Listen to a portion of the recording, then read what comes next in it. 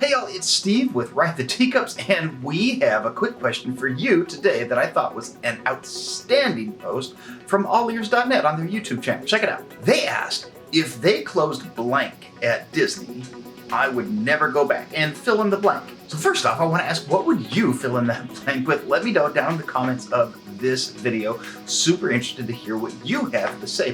From my perspective, I think it's a really interesting question, almost philosophically, I guess. Nothing is supposed to be sacred at the Disney parks. It's supposed to be constant change. The only time that Disney stops changing is when they've lost their imagination, is a paraphrase, probably not a great one, of what Walt Disney himself said. So if they close a single attraction to put in something different or reimagine something, then they're doing exactly what Walt asked them to do and carrying on his legacy. So I have a real hard time changing that out with an attraction. So what? Is this question bad? I don't think the question is bad.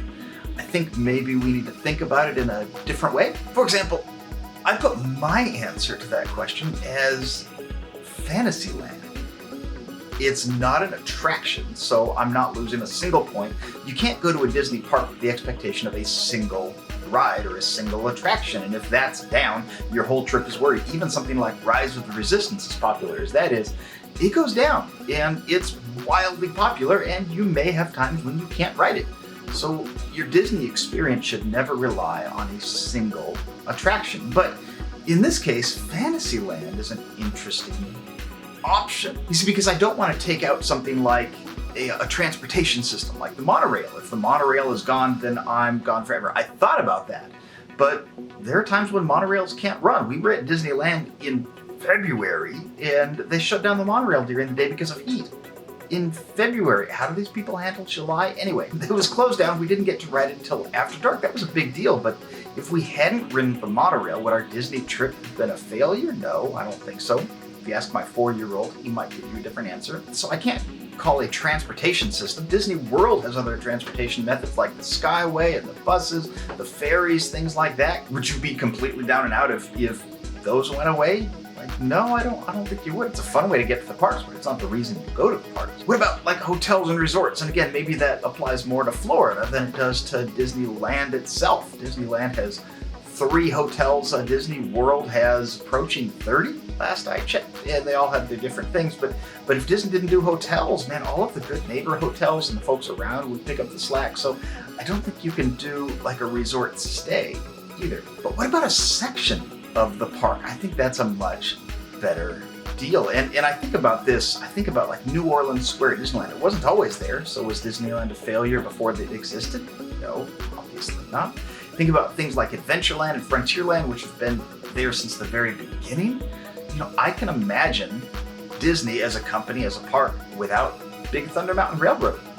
I think it's better because of Big Thunder, but I can imagine it without it. We're all about to live in a world without Splash Mountain, as it is today, so that's not really a thing. Even the Jungle Cruise, I can imagine a Disney park without a Jungle Cruise. I wouldn't like it as much, but I would still go. Things like Adventureland, Frontierland, I like them. I hope they never stay, but if they closed and got replaced with something else, I'd still go. But Fantasyland is different. See, Disney was built on fantasy, off of Oswald the Lucky Rabbit, off of Mickey Mouse, off of Snow White and the 7 Dwarfs, which gets credited as the first full-length animated feature. Things like Pinocchio, Dumbo, Sleeping Beauty, Cinderella, Alice in Wonderland, Peter Pan.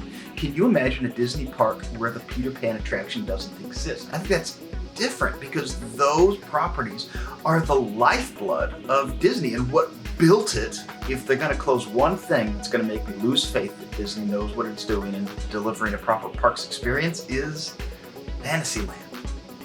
I can see them changing things around. We've already seen them change things around, but losing the land itself is kind of like losing the heart of Walt Disney.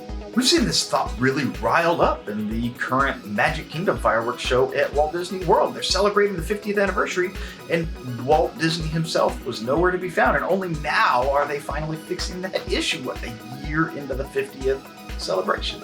10 months, to be fair. something like that. But still, that's too long. This question really hit me, especially now in a day when Disney's being pretty heavily criticized for the direction the company is going, for the parks experiences panel that most folks that I watch seem to think was a big disappointment. They basically turned like the future of the Disney parks into a giant what if episode on Disney Plus instead of actually saying in solid stone, this is what's definitely going on. At the time of recording this, Pinocchio just came out, the live action remake of Pinocchio on Disney Plus. You look at the original animated film, maybe I can break this down later, but look at the original animated film versus the classic. I mean, Pinocchio was Disney's second ever full-length animated feature. It is just love and passion on every scale. And you look at the current Pinocchio and it's not. We are living in a time when Disney can't make Disney films. And that's who's in charge of the company right now, running the parks along with everything else that's happening. And as I say that, I don't want to be a hater at all. We are excited about Disney. We just went to Disneyland in February. We went to Walt Disney World last year, and we're currently planning the next Disneyland trip with the whole family. So it's not like we're down and out on Disney. We're not. But it's not in the shape that it used to be, and so this really kind of pondered. Every time we criticize something about Disney on this channel, it's in hopes that it can be identified and fixed and corrected. It's always constructive criticism, as well as letting you know how to best plan your trip and what obstacles to avoid and hit your timing correctly. Ultimately, this channel is about your family making incredible Disney memories together and helping you get there. That's why we exist. So ponder that question. If Disney closed blank, I wouldn't go anymore. What would be essentially the straw that broke the camel's back for you? What would actually stop you from visiting the Disney parks? I want to know. Let me know down in the comment. I hope this was kind of an interesting, thought-provoking experience for you. I know I certainly enjoyed just kind of letting my mind wander through the experience. Thanks so much for watching. Hey guys, subscribe for Disney content for you and your family. And as always, we will see you next time we ride the Teacups. Later, y'all.